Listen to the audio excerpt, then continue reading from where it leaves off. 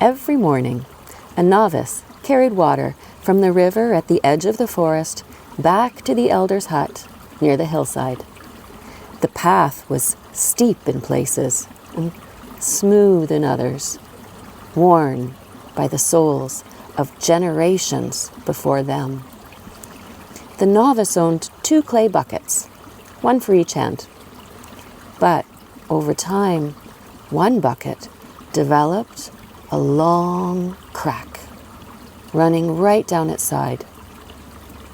And by the time he returned to the hut each day, that bucket would be nearly empty. A trail of drips and drops left behind. Ashamed by his failure, the novice tried to walk faster, but it was such a struggle. Then he tried to patch it, but he couldn't hide the flaw. Nothing worked. The crack remained. The water kept leaking away. One morning, as they stood at the river, the novice couldn't bear it anymore. Quietly, he said, "I'm so sorry. I never bring you 2 full buckets. I try and I try, but I can't give you what others can." The elder softened and pointed up the hill.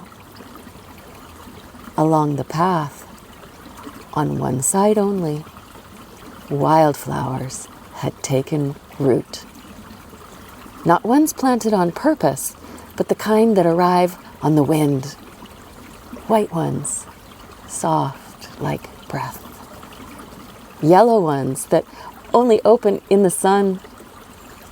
Purple ones with stems thin as thread. All holding tight to the slope.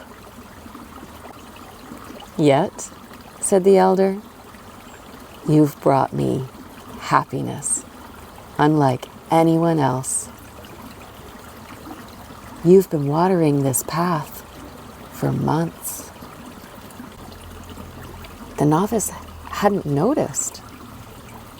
He'd been too focused on the loss and his shame.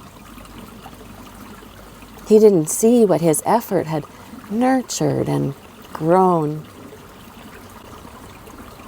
A trail of flowers painting the hillside with color, dancing in the wind, celebrating what only brokenness could give them.